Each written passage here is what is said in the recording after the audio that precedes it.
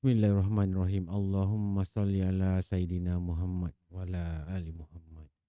Assalamualaikum warahmatullahi wabarakatuh. Salam sejahtera, salam satu Malaysia dan salam satu Nusantara. Buat yang masih tak kenal saya, nama saya Anas Rahmat, storyteller yang menghantui malam sunyi anda. Right. Malam ni nak cerita pasal sebuah kejadian ni yang berlaku dekat sebuah apartmen. Apartmen yang terletak dekat Damansara. Kisah seram apartmen. Apartmen yang mana satu tu, saat lagi saya cerita. Right. Tapi sebelum nak bercerita tu, korang kena bantu dulu yang mana belum subscribe channel Anas Rahmat ni. Tolonglah rajinkan jari korang tu, tekanlah button subscribe tu. Kan, tekanlah komen ke, like, dan kalau nak lagi best tu, bantu sharekan sekali cerita ni. Okay? So, saya pun dah tak sabar nak bercerita ni. Let's roll on Malam Mistik. Let's go.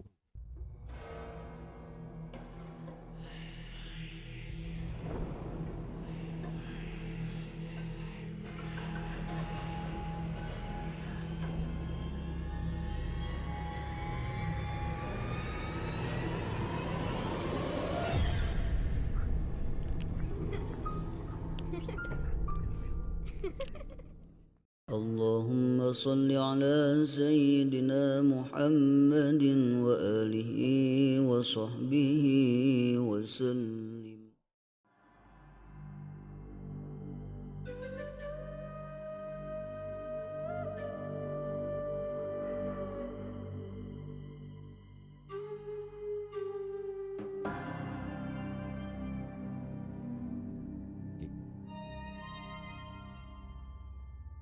Kisah ni berlaku pada tahun 2008-2009 macam tu. Yang masa tu Asyad dengan Zana ni baru sahaja berumah tangga.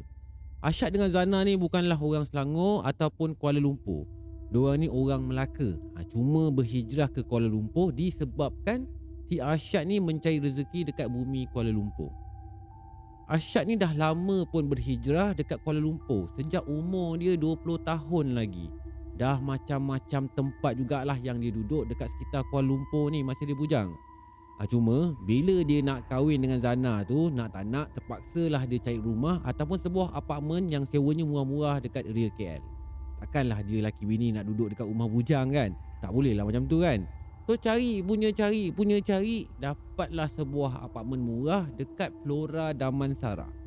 Lebih kurang RM550 sahaja sewanya sebulan. Memang dalam range bajet si Asyad lah masa tu. Asyad ni dia bagi gambaran sikit pasal apartmen yang dia duduk. Flora Damansara ni kawasannya luas. Dia ada blok flat rumah murah dengan blok apartmen yang medium cost, siap dengan kolam renang. Blok yang dia duduk ni terletaknya betul-betul dekat atas bukit. Kalau dia tak salah, blok yang dia duduk tu ada 23 hingga ke 25 tingkat. Lebih kurang macam tu lah. Dia pun tak berapa pasti. Dan dia pula duduk dekat level 20. So bila kata kalau musim hujan je, awan pun boleh masuk ke dalam rumah dia kalau dia tak tutup sliding door. Dah macam dekat Genting Highland. Sebab dia pun duduk dekat tempat tinggi. Lepas tu pula blok apartmennya pula dekat atas bukit. Begitulah sedikit gambarannya kawasan Flora Damansara ni, apartmen yang si Asyad dengan si Zana ni duduk. Kisahnya macam ni. Pertengahan tahun 2008 tu Asyad ni berumah tangga dengan si Zana ni. So sebelum dia kahwin lagi, memang si Asyad ni dia dah pindah dulu dah dekat Flora Damansara. Masa baru-baru duduk tu, dia memang bujang. Duduk sorang-sorang je dekat rumah tu. Masa dia pindah masuk ke dalam rumah tu, sebelum tu rumah tu memang tak pernah diduduki siapa-siapa pun. Owner just beli rumah tu, dia cuma pasang-pasang lampu, masukkan perabot, lepas tu terus dia buat rumah tu rumah sewa. So Asyad ni adalah orang pertama yang sewa rumah tu. Asyad sendiri pun dia tak pernah tahu entah berapa lama agaknya rumah tu dah dibiarkan kosong sebelum dia masuk. Kalau nak cerita pasal privacy, memang tak berapa privacy sangat kat kawasan apartmen yang dia duduk tu. Sebab kawasan tu memang ramai warga asing yang duduk. Yang ramainya adalah geng-geng awang hitam yang duduk dekat kawasan apartmen tu. Asyad pun tak tahu mana datangnya awang hitam ni ramai-ramai duduk dekat situ. Masa mula-mula masuk rumah tu pun, Asyad ni dia pakai rainbow je. Dia tak ada pun buat tahlil ringkas ke, tak pun panggil kawan-kawan atau orang surau buat doa selamat ke. Atau tak ada pun siapa-siapa pantu pagar rumah tu pun. Dia main rainbow je masuk. Dia jenis masuk, lepas tu terus duduk je kat rumah tu. Dah lah masa zaman tu, kalau kata bab solat pun, si Arsyad ni banyak yang miss. So nak jadikan cerita, masa Arsyad ni duduk seorang-seorang kat rumah tu, dia memang tak berapa perasan sangat bab gangguan ni. Sebab dia ni jenis orang yang pergi kerja waktu pagi, malam nanti baru dia balik. Rumah tu dah macam pot dia tidur je. Tak banyak pun aktiviti yang dia buat dekat dalam rumah tu. Tapi dia ni selalu je perasan yang barang-barang dia selalu je bergalih tempat. Kalau dia letak kunci kereta dekat tepi almari, tiba-tiba dah bergalih dekat rak TV. Kalau letak dekat rak TV, kadang-kadang bergalih pula dekat dapur. Tapi memang dia tak syak apa-apa sangat pun. Sebab dia fikir mungkin dia yang tersalah letak agaknya. Kadang-kadang tu yang lagi best, bila dia balik kerja je, dia selalu perasan setiap kali dia masuk ke dalam rumah dia je, kawasan lampu dekat kawasan hall tu dah terbuka. Dia rasa pelik. Sebab si Arsyad ni, dia memang tahu yang dia ni, kalau setiap kali keluar daripada rumah, dia memang akan tutup semua lampu dalam rumah dia. Sebab dia memang daripada kecil pun, dia dah dididik macam tu, untuk belajar jimatkan elektrik. So tutup lampu sebelum tinggalkan rumah. So memang dah jadi rutin kehidupan harian dia dah. Tapi masa tu memang dia tak sedikit pun terfikir kat dalam fikiran dia yang perkara ni semua ni berlaku disebabkan perkara-perkara mistik. Dia langsung tak terfikirkan hal tu. Bila Arsyad ni dah kahwin je, dia pun bawa lah bini dia si Zana ni pindah masuk ke dalam Flora Damansara. Zana ni, masa tu dia tak kerja. Yelah kan, daripada Melaka duduk dekat Kuala Lumpur, mana nak kerjanya kan. So bila dia kahwin tu, bila dia duduk dekat KL tu, cuma Arsyad seorang je yang kerja. Zana pula duduk rumah jadi suri rumah sepenuh masa. Arsyad ni, dia kerja dekat sebuah advertising firm dekat Kuala Lumpur. Of course lah dia punya busy tu kadang-kadang sampaikan tahap kronik, menjadikan memang banyaklah waktu Zana ni seorang-seorang je dekat rumah. Arsyad pula terpaksa pergi kerja pagi, lepas tu sampai malam barulah sampai ke rumah.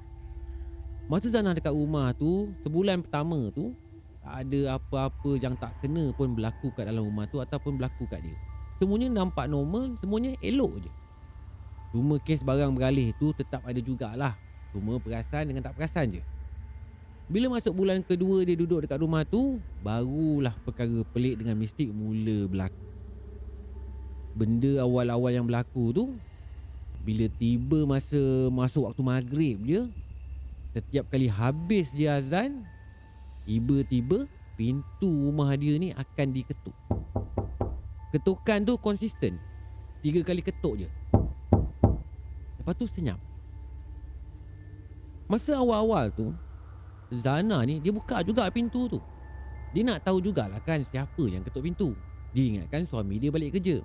Tapi biasanya kalau Arsyad ni balik kerja, dia tak akan ketuk pintu pun. Dia akan terus masuk je. Sebab dia sendiri ada kunci rumah dia sendiri. Tapi bila dia buka je pintu tu, tengok-tengok tak ada orang pun dekat depan pintu rumah. So Zana ni dia buat kesimpulan, mungkin ada budak-budak yang mengacau main ketuk-ketuk pintu rumah dia. Lagipun sepanjang Zana dengan Arsyad duduk dekat apartmen tu, memang dia tak kenal langsung pun jiran-jiran sebelah rumah dia. Sebab pintu rumah dia tu pun memang 24 hours bertutup je, tak pernah dibuka pun. So perkara ketuk-ketuk pintu ni berlarutanlah setiap hari selama sepanjang sebulan. Zana ni, dia ada bagi tahu juga dekat Arsyad pasal hal ni. Tapi Arsyad ni dia tak berapa ambil pot sangat pun dengan cerita si Zana ni. Tapi yang peliknya, bila Arsyad ni dia cuti kerja, time dia ada dekat rumah, ketukan pintu tu tak berlaku pun. Ketukan tu hanya berlaku bila Zana ni seorang-seorang kat dalam rumah. Bila masuk bulan seterusnya Zana duduk kat rumah tu, ketukan pintu tu dah mula jarang-jarang berlaku. Mungkin bila dia tahu yang Zana ni dah mula malas nak melayan. So ketukan tu pun hilang pelan-pelan. Masuk je bulan ketiga, terus gangguan ketukan tu hilang macam tu je. Tak ada lagi dah bunyi ketuk-ketuk pintu bila waktu maghrib. Tapi datang pula gangguan yang lain. Ada sekali tu, masa tu waktu petang. Masa Zana ni tengah melepak-lepak dekat ruang tamu sambil tengah tengok TV sambil berbaring dekat atas sofa, Entah macam mana agaknya si Zana ni terlelap. Bila dia tersedar je, masa tu dah masuk pun waktu maghrib. So baru je dia celik mata je, tiba-tiba dia terperasankan kelibat Arsyad ni tak pakai baju, cuma bertuala je.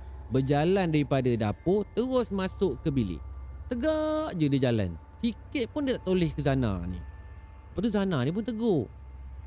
Abang, awal balik. Maaf bang, Zana ni tak perasan abang dah balik. Tapi Arsyad ni dia tak menjawab pun. Dia jalan terus je menonong, terus masuk ke bilik, lepas tu terus pergi ke bilik air. Si Zana pula, dia teruslah bangun kan, terus pergi ke dapur sebab nak buatkan si Arsyad ni kopi segelas. Tengah dia duduk bancuh kopi tu, tiba-tiba si Arsyad ni tegur dia daripada belakang. Yang, buat kopi ke? Macam tahu-tahu je abang ni haus kopi. Si Arsyad ni bercakap dengan si Zana ni. So si Zana ni pun, dia pun berpaling lah muka dia tu, muka arah si Arsyad ni. Sekali dia nampak, sekali dia tengok Arsyad ni dia masih lagi dengan berpakaian baju kerja. Masa ni si Zana ni dah pelik sangat dah. Dia dah pelik dah. Sebab tadi dia nampak suami dia pakai tuala je kan masuk ke bilik air. Yang ni pula pakai baju kerja. Takkanlah suami dia ni bila lepas mandi je dia pergi pakai baju kerja dia balik. Memanglah tak logik kan. Kalau suami dia ni baru balik kerja, siapa pula lelaki yang dinampak pakai tuala tadi tu kan? Teruslah si Zana ni, dia bergegas masuk ke dalam bilik dia. Lepas tu terus dia menuju ke bilik air. Bilik air dekat bilik dia tu. Masuk-masuk dalam bilik air, dia tengok lampu bilik air pun tak terbuka. Bilik air pun kering je. Memang tak ada langsung tanda-tanda ada orang yang baru guna bilik air tu. Walaupun orang tu tumpang buang air kecil, tak ada pun. Kering je. Dia pun ceritalah apa yang dia nampak tu pada si Arsyad ni. Dia cakap memang jelas yang dia nampak Arsyad ni pakai tuala je. Berjalan daripada dapur, terus masuk ke bilik, lepas tu terus masuk ke bilik air. Yang si Arsyad ni pula bermati-matian lah cakap yang dia ni baru je balik kerja. Bila masa pula lah yang dia pakai tuala nak pergi mandi? Memang tak lah kan? So perkara yang boleh disimpulkan masa tu, mungkin si Zana ni masa dia bangun daripada tidur tu, dia berhalusinasi agaknya. Yalah kan, kita ni kan kalau bangun daripada tidur, biasanya kita macam blur-blur, mamai-mamai tu kan. Lagilah kalau tidur petang, ya tak? So si Zana ni fikir mungkin dia blur agaknya. Zana ni pun cakap lah dekat suami dia yang sebenarnya dia ada rasa yang vibe tak berapa best tau dekat rumah tu. Tapi bagi si Arsyad ni pula, bukannya dia tak nak percaya apa yang bini dia tu cakap. Cuma dia tak pasti dengan apa yang berlaku dekat bini dia ni. Sama ada benar-benar berlaku ataupun apa yang berlaku tu cuma halusinasi bini dia je. Lagipun kalau diorang ni nak pindah pun bukannya mudah nak cari rumah sewa rumah murah kat area Damansara tu. Dia dapat apartmen tu dengan harga 500.5 pun dia rasa dah bersyukur sangat dah. Mana nak dapat harga macam tu, sebuah apartmen kan. Si Zana ni dia ambil keputusan dia nak cari kerja sebab dia dah boring dah duduk dekat dalam rumah tu. Lagipun dia tak berapa nak best sangat dengan vibe rumah tu. Dah lah si Arsyad ni pula selalu je busy kan. Kadang-kadang tu nak dekat pukul 10 malam barulah nampak batang hidung si Arsyad ni balik ke rumah. So dia pun nak pergi cari kerja. Arsyad ni pula bila si Zana ni nak cari kerja, dia tak kisah pun kalau Zana ni nak cari kerja. Sekurang-kurangnya tak adalah si Zana ni duduk sorang-sorang kat dalam rumah tu kan. So nak jadikan cerita, tak lama lepas tu, belum pun Zana ni dapat kerja, ditakdirkan Zana ni mengandung. Perkara yang paling seronok, paling indah bagi diorang berdua ni suami isteri. Bila dapat tahu yang Zana ni dah mengandung, nak tak nak kenalah hold dulu projek dengan cita-cita Zana ni nak mencari kerja. Kenalah tunggu lepas bersalin, barulah sambung pergi cari kerja. So bila Zana ni dah mengandung, Zana ni lagi kerap pula diganggu dengan benda-benda mistik kat dalam rumah tu. Kalau bayangan suami dia tu lalu-lalang tu dalam rumah tu, memang kerap sangat dah dia nampak dah. Kerap sangat dah berlaku. Sampaikan satu tahap dia pun dah tak peduli sangat. Nasiblah si Zana ni, dia bukan jenis orang yang penakut ataupun mudah melatah. So setiap kali kalau berlaku benda-benda mistik ni, dia masih lagi mampu kawal emosi dia tu dengan tenang. Bukanlah dia cakap dia ni tak takut, bukanlah cakap dia ni berani sangat. Of course lah dia takut. Cuma ketakutan dia tu dia boleh handle lagi lah, selagi benda tu tak tonjolkan diri dia dalam bentuk yang menyeramkan, kata si Zana ni. Tapi perasaan risau tu tetap ada juga. Yang si Arsyad ni pula, dia pun dah mula risau juga dengan keadaan keselamatan bini dia. Bukannya si Arsyad ni dia tak cuba balik awal, tapi desakan kerja dia ni memang susah untuk dia dapatkan peluang balik awal. So nak dijadikan cerita, masa kandungan Zana ni dah masuk ke 5 bulan, kejadian yang lagi ekstrim dah mula berlaku. Pernah sekali tu, masa dia tertidur petang dekat sofa, bila dia bangun je waktu dah pun nak masuk maghrib, tiba-tiba dia perasan ada seorang budak lelaki tengah duduk dekat railing dekat balkoni rumah dia. Budak tu umurnya dalam lingkungan 9-10 tahun macam tu. Dia duduk betul-betul dekat railing balkoni, tapi dia menghadap ke bawah. Bukan main santai lagi duduk dekat railing tu. Masa ni bila si Zana ni ternampak budak tu, teruslah berderaukan jantung si Zana ni. Entah macam mana agaknya budak tu boleh duduk dekat anjung balkoni rumah dia. Berani betul budak ni. So dia pun dalam keadaan terboyok-boyok tu, terbawa perut tu kan. Cepat-cepatlah dia bingkas bangun, terus berlari menuju ke budak ni. Konon-kononnya dia nak tangkap lah budak ni kan, nak selamatkan dia daripada terjatuh daripada balkoni rumah dia tu. Entah kenapa agaknya otak dia ni masa tu langsung tak terfikir yang budak tu mungkin hantu. Yang dia duk fikir masa tu entah anak siapa agaknya yang main sampai ke situ. Mungkin agaknya dia masa tu masih lagi dalam keadaan yang bela-bela sebab baru tersedar daripada bangun tidur. Mungkin lah. Diorang ni duduk kat level 20. Kalau budak tu jatuh ke bawah, alamatnya memang tak ada chance langsung kalau budak tu nak selamat. Memang kalau jatuh daripada tingkat 20 tu, astaghfirullahalazim, susah nak cakap. So bila si Zana ni dia sampai je dekat budak tu, baru je nak sentuh bahu budak tu, terus budak tu melompat daripada anjung balkoni rumah si Zana ni, terus terjun ke bawah. Dan secara tak sengaja si Zana ni pula tersadung sesuatu. Terus dia tergelincir. Nyaris-nyaris jugalah dia pun nak terjatuh daripada balkoni. Nasiblah balkoni tu dia punya railing tu tinggi. Kalau tak dengan Zana sekali terjun ke bawah. Dah lah si Zana ni tengah mengandung. Lepas tu si Zana ni pun dia pergi tengok lah keadaannya tu kan. Dia tengok lah keadaan budak tu sebab budak tu terkejun kan. Masa dia tengok keadaan tu dia berdebar tau. Tapi bila dia tunduk je ke bawah, dia tengok tak ada apa-apa pun. Tak ada apa-apa pun. Tak ada pun budak tu. So mulai daripada saat tu, si Zana ni dia memang kerap nampak bayangan budak kecil tu main dalam rumah dia. Bayangan budak ni sebenarnya bukan setakat Zana je yang nampak, tapi Arsyad pun pernah ternampak. Bila usia kandungan Zana ni dah masuk ke 6 bulan, Arsyad ni dia buat keputusan suruh Zana ni balik ke kampung. Sebab dia pun dah mula risau dengan keadaan rumah dia tu. Tapi dalam masa yang sama juga, si Arsyad ni pun dia cuba cari kerja lain. Sebab dia sendiri dah tak tahan dah, asyik busy je dengan kerja, sampaikan dia tak ada waktu langsung nak bersama dengan si Zana ni. Kan dia tak ada masa langsung nak jaga si Zana ni. So mulai daripada hari tu, tinggallah Arsyad ni seorang-seorang dekat rumah tu sebab si Zana ni dah balik kampung. Tapi Arsyad ni dia tak berapa rasa seram sangat kat rumah dia tu. Sebab dia ni kan jenis pergi kerja pagi, malam baru sampai ke rumah. Jadi taklah kerap sangat gangguan tu berlaku dekat dia.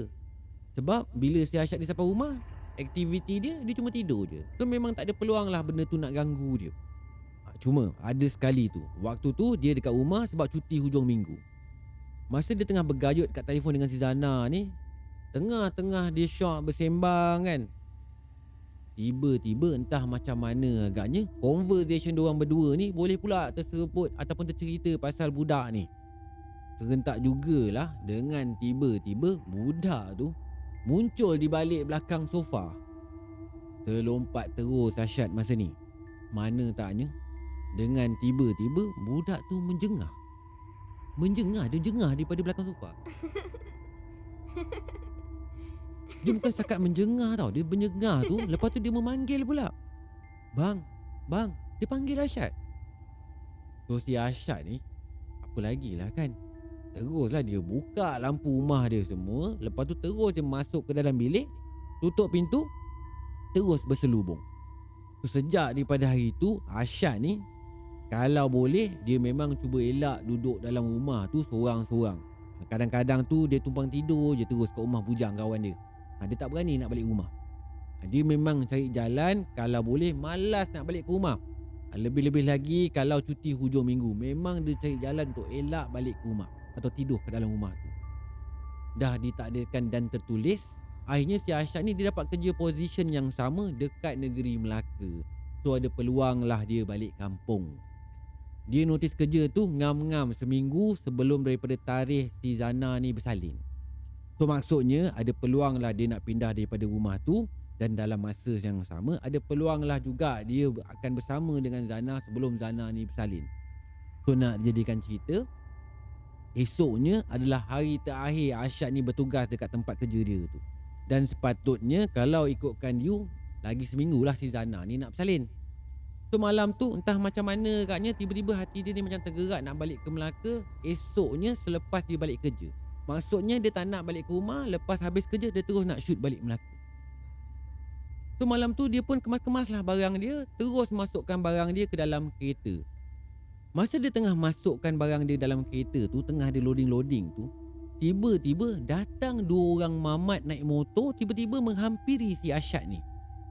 Arsyad ni memang tak berapa perasan kehadiran dua orang mamat ni sebenarnya. Sebab dia tengah busy meloding barang ke dalam kereta. Dia memang tak perasan pun ada orang datang ke arah dia.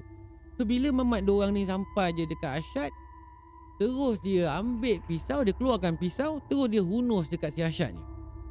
Dia nak merompak si Arsyad ni. Salah seorang daripada mamat tu dia pun terus cakap, wallet, keluarkan wallet kau, bagi kat aku sekarang. Cepat.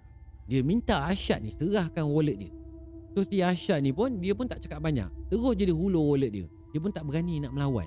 Tengah mamat perompak ni dia ambil wallet si Arsyad tu, lepas tu dia pun selongkar nak ambil duit dalam wallet si Arsyad ni. Tiba-tiba dia tertoleh ke muka Arsyad ni balik. Bila dia toleh ke muka Arsyad tu, terus dia menjerit. Lepas tu terus tercampak wallet Arsyad ni ke tanah.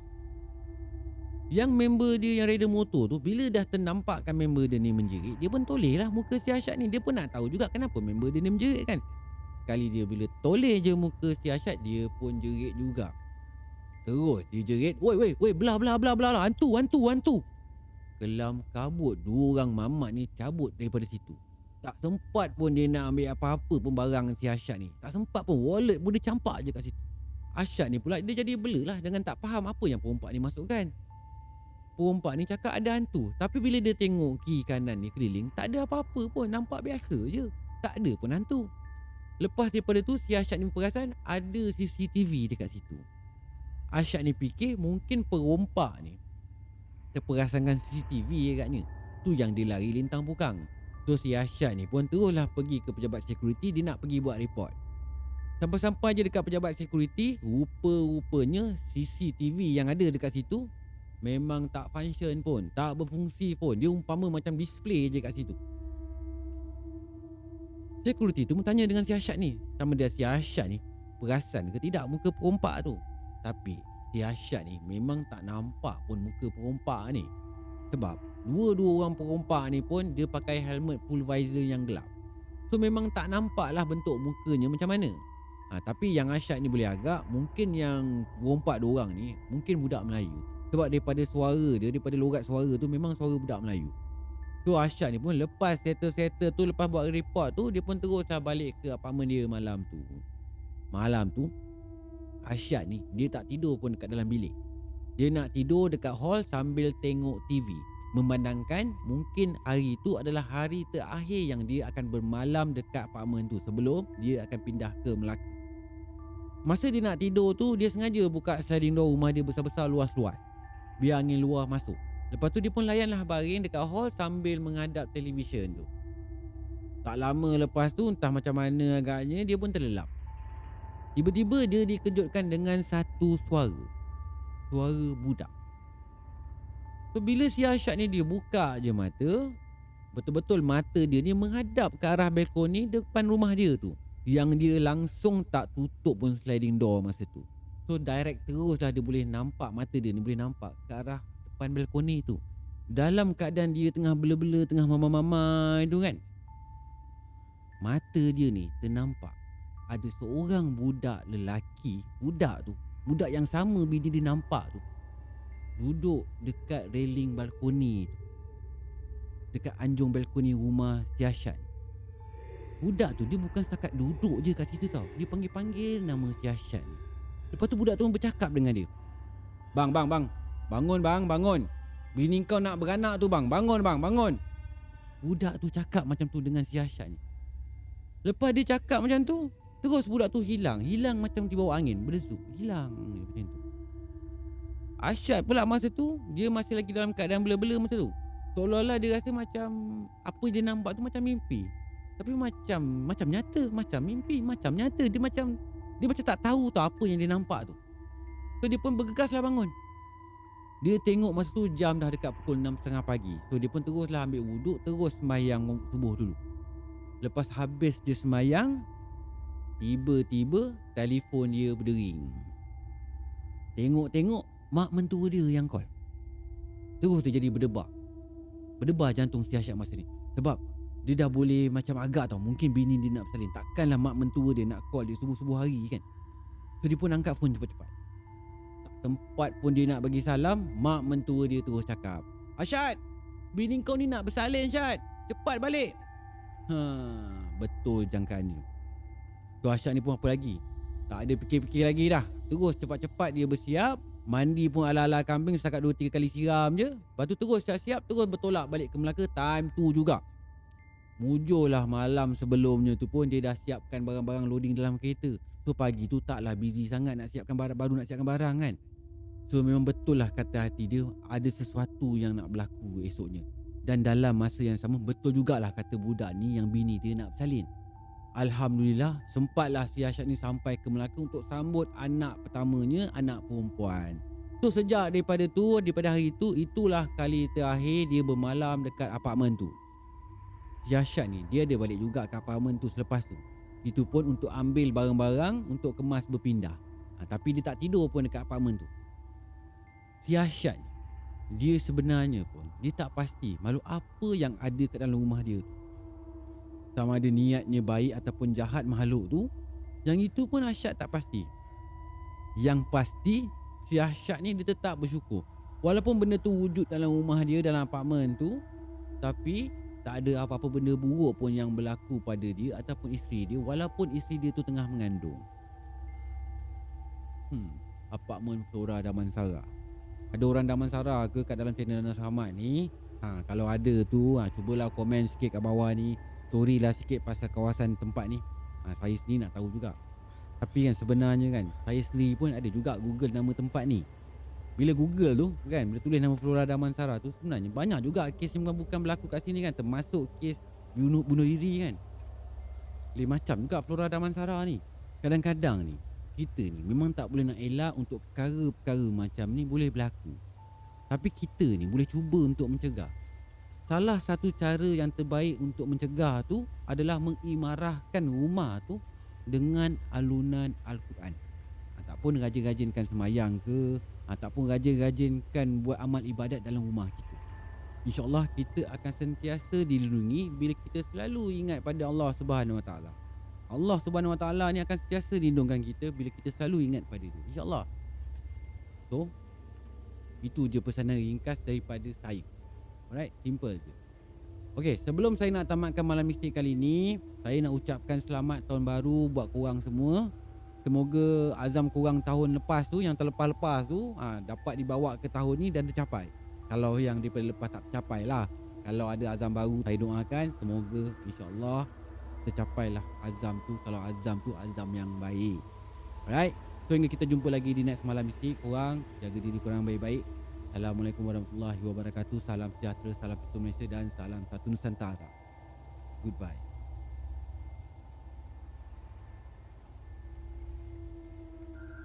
Malam Mistik.